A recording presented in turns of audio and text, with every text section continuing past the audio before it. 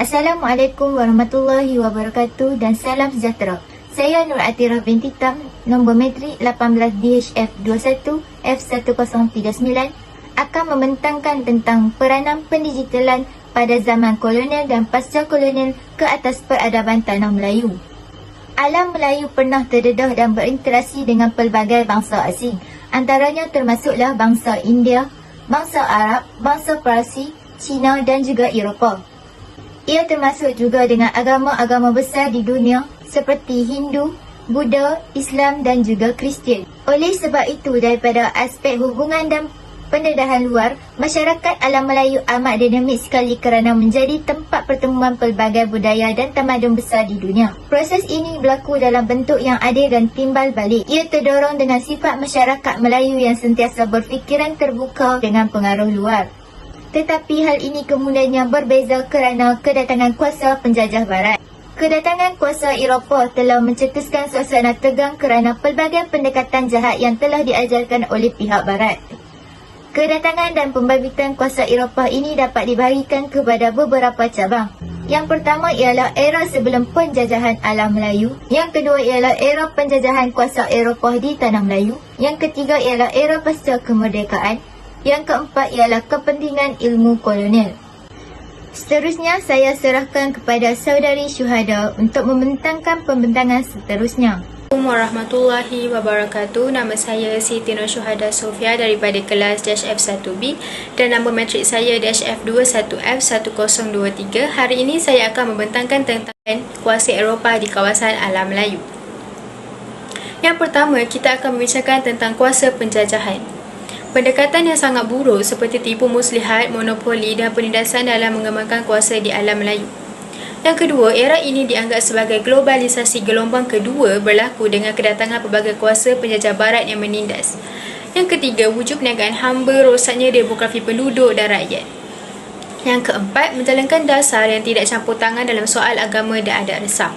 Yang kelima, memperkenalkan sistem sekolah. Yang keenam, menghapuskan potensi dan mekanisme penggerak yang terdapat di dalam ajaran Islam. Yang ketujuh, memperkenalkan konsep nation state berasaskan semangat asabiah sempit kepada sesuatu negeri dan kawasan yang tertentu. Yang kelapan, penerapan proses sukaryoisme di dalam masyarakat Melayu dan memperkenalkan sistem pendidikan barat. Yang kesembilan, pihak British telah menghapuskan institusi pengajian Islam berasaskan pengetahuan Islam dan tulisan Jawi. Kemudian, kita beralih pula kepada kerangka pemikiran sekularisme dalam pemikiran masyarakat Melayu. Yang pertama, pengosongan alam tabi'i dan akal insani daripada unsur ketuhanan, iaitu manusia bebas melakukan sesuatu program pembangunan tanpa memperdulikan kuasa Tuhan. Yang kedua, penafian terhadap kekuasaan politik yang berdasarkan sumber agama. Yang ketiga, pengenalan sistem penilaian nisbi atau relatif terhadap agama, iaitu manusia bebas menentukan masa depannya sendiri. Yang keempat, penurunan taraf ilmu agama berbanding dengan ilmu bukan agama, iaitu tumpuan lebih diberi kepada ilmu bukan agama yang kononnya boleh membawa kepada kemajuan. Dan akhir sekali, penakrifan konsep kebenaran yang keliru dan mengikut paradigma sekularisme. Seterusnya, saya serahkan kepada saudari Azlin untuk membentangkan pembentangan seterusnya. Assalamualaikum warahmatullahi wabarakatuh. Saya Azlin binti Amran dari kelas DHF1B ingin membentangkan tajuk kepentingan ilmu kolonial. Yang pertama adalah pada zaman kolonial, projek Renaissance dan Enlightenment sedang giat berjalan dalam negara Eropah. Seterusnya adalah projek yang diadakan itu dapat menghidupkan falsafah positif dan sekularisme. Maksud sekularisme adalah konsep kerajaan atau identiti lain yang wujud secara terasing dari segi agama. Seterusnya adalah ilmu sangat penting untuk memastikan penjajahan dapat bertahan lama dan menjayakan program tersebut. Di samping itu juga, pakar-pakar yang terlatih ini adalah bertujuan untuk menguji kekuatan dan kelemahan masyarakat tanah jajahan. Misi mereka adalah untuk mengumpulkan maklumat tentang masyarakat tanah jajahan untuk tujuan pentadbiran masyarakat. Selain itu juga, cadangan yang diguna pakai tentang masyarakat tanah jajahan untuk tujuan pentadbiran masyarakat. Selain itu juga, contohnya dalam penggunaan bahasa tanah jajahan di sekolah. Di samping itu juga, dengan bantuan sarjana autarsis, Penjajah barat ini cuba untuk mendaluki ruang geolitik dan epistemologi.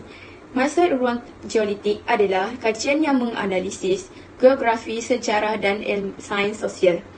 Ruang epistemologi adalah sesuatu teori atau kajian tentang ilmu pengetahuan. Di sini adalah kesimpulan kepentingan kolonial. Ilmu kolonial atau colonial knowledge sangat penting untuk sesebuah kuasa imperialism dalam menguasai kawasan penjajah. Epistemologi adalah sesuatu teori atau kajian tentang ilmu pengetahuan. Di sini adalah kesimpulan kepentingan kolonial. Ilmu kolonial atau colonial knowledge sangat penting untuk sesebuah kuasa imperialism dalam menguasai kawasan penjajah. Ilmu kolonial ini Terima adalah kasih mampu kepada meneliti saudari ruang Azli. epistemologi. Kita akan meneruskan pembentangan dengan saudari Azalina. Assalamualaikum Ustaz, saya Azlina Putri binti Hamzah, nombor matris 18DHF 21F1019. Saya akan membentangkan tajuk Era Pasca Merdeka. Penjajahan pada era ini telah meninggalkan kesan secara kekal sehingga meninggalkan pelbagai masalah. Sarjana Barat telah mengaitkan proses pemodenan yang timbul adalah kerana faktor penjajahan kuasa Barat, khususnya penjajahan British. Penjajah telah menolak hujah bahawa Islam telah membawa kesan yang baik terhadap masyarakat Melayu. Elemen pemodenan yang telah dibawa masuk ke atas masyarakat Melayu adalah mewujudkan infrastruktur moden seperti infrastruktur jalan raya, hospital, talian telefon dan sebagainya. Kedua, mewujudkan sistem pendidikan vernakular ala British untuk 3 etnik yang berbeza seperti etnik Melayu, etnik Cina dan etnik India. British telah menanamkan sikap terbuka dan keberanian ke atas masyarakat Melayu untuk mengkritik kepincangan pembesar Melayu. Yang terakhir adalah British telah memperkenalkan sistem pentadbiran di semua peringkat yang lebih tersusun, termasuklah sektor dan Islam. Namun, di sebalik pemodenan ini, British melakukan ini hanya untuk memajukan politik dan ekonomi. Di sebalik pemodenan ini telah diperkenalkan adalah untuk tujuan kepentingan politik dan ekonomi kuasa British dan tidak melakukannya untuk kebaikan orang Melayu. Seorang sarjana telah menyokong satu pernyataan yang menyatakan bahawa semua nikmat yang kononnya telah diusahakan oleh British itu tidak dapat oleh orang Melayu. Seorang sarjana telah mendedahkan bagaimana semua nikmat pemodenan kononnya yang diusahakan oleh British ini tidak dapat dinikmati oleh masyarakat Melayu. Dalam masa yang sama, British telah meninggalkan kesan yang panjang menimbulkan masalah perpaduan di tanah Melayu. British juga telah meninggalkan kesan jangka panjang yang merangkumi masalah perkauman sebagai akibat dasar berat sebelah yang dilakukan oleh masyarakat Melayu. British telah menjaga golongan pembesar dengan secara berlebihan dengan menyediakan pelbagai kemudahan supaya mereka dapat mengalatkan mereka sebagai untuk menguasai masyarakat awam tanah Melayu. Kesan yang lain adalah kemunduran pendidikan orang Melayu, masalah bias tentang pelbagai bangsa di tanah Melayu dan akhir sekali masalah perkauman masyarakat tanah Melayu yang serius seakibat dasar penjajah British. Seterusnya kita serahkan kepada saudari Lely Nazira.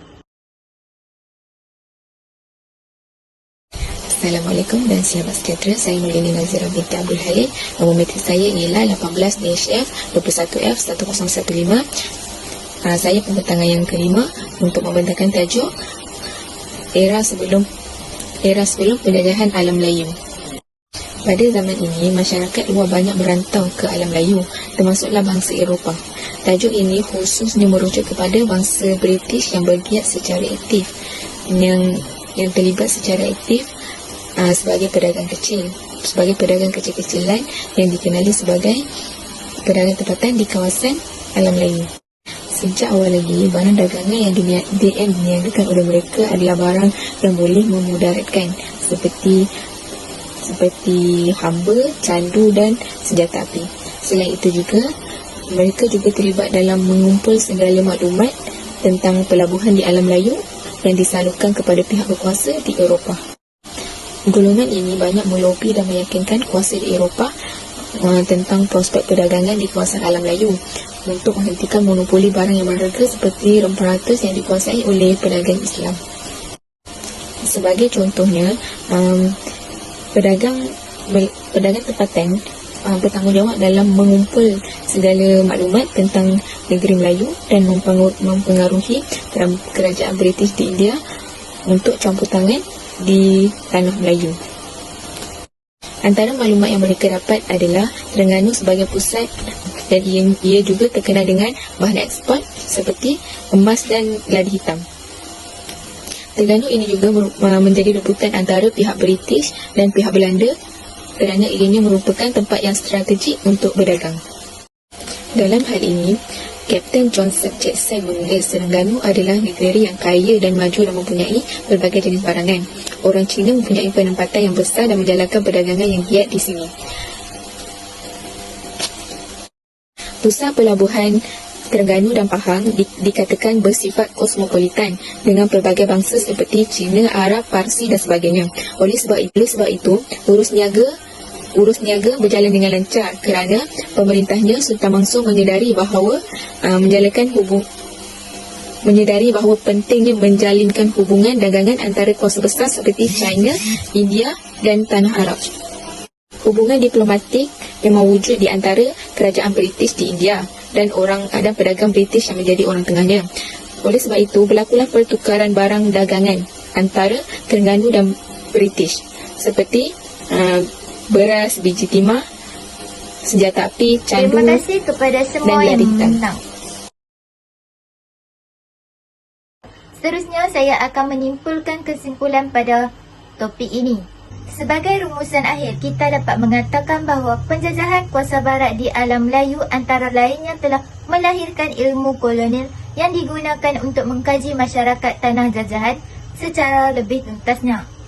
Walaupun diakui asas epistemologi metodologi, ilmu kolonial ini bias kepada kepentingan barat, tetapi ia telah berjaya mengkonstruk dan mempengaruhi serba-serbi kehidupan masyarakat tanah jajahan yang tetap kekal dipegang walaupun pihak kolonial telah pun meninggalkan tanah Melayu. Sebagai usaha mendaulatkan sejarah masyarakat Melayu, kesemua ilmu kolonial ini berserta dengan dasar yang timbul daripada yang perlu dikaji secara kritikal bagi memperbetulkan semua kesalahan yang terkandung di dalamnya. Sampai sini sahaja daripada kumpulan kami. Sekian, terima kasih.